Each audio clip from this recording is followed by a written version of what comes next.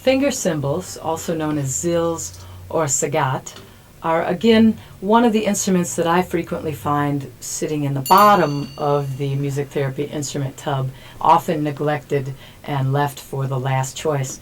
But if you take some influence and inspiration from the role of the music in its cultural context, they can really be very inspiring and great fun to bring along, and they take up so little room.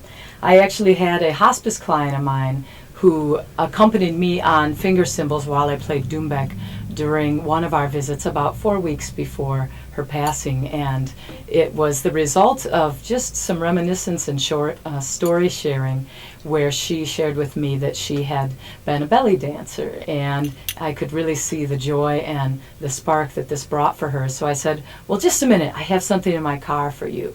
So I disappeared and came back and produced some finger cymbals, and we had a wonderful, wonderful time together. So the thing about finger cymbals is really how to deal with holding these things.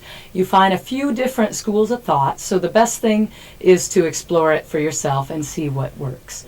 Generally speaking, you place the cymbal on the middle fingers of both hands and the thumb. That tends to be fairly consistent from teacher to teacher. And then the placement is somewhat optional. You may find that some players put it in the central knuckle here, whereas others will place it right behind the fingernail of the middle finger. So I would recommend that you try either one and see which one you like. Likewise with the thumb, the cymbal is generally placed just behind the nail so that the two together can be played in this fashion. So you often find the dancers playing them with the fingers leading and the thumb on the bottom. But in real life playing, many times you will see that the thumb on top is a little bit more well-controlled style for executing those rhythmic patterns. So a couple of notes about finger cymbals is that you have a wide variety of sounds to choose from. We of course have a ringing sound. We also have a variety of muted sounds. You find that you can bring the cymbals in with your fingers and tap on the top for a very quiet sound. Or a sound where you may be playing only on part of the cymbal at a time, like this, or down below in the middle. And then the sound, when they're straight together, gives you just a little bit different characteristic still.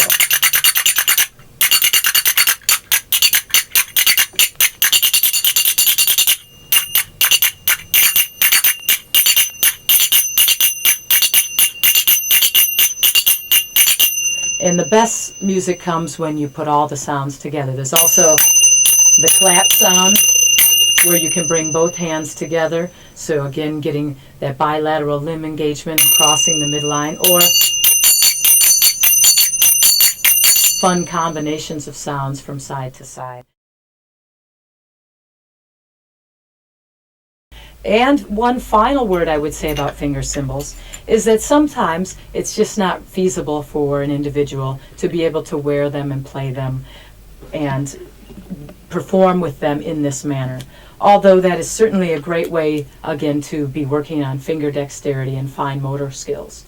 But another adaptive way is to simply sit two of the cymbals on a padded surface and hold two of the cymbals in your hands like this.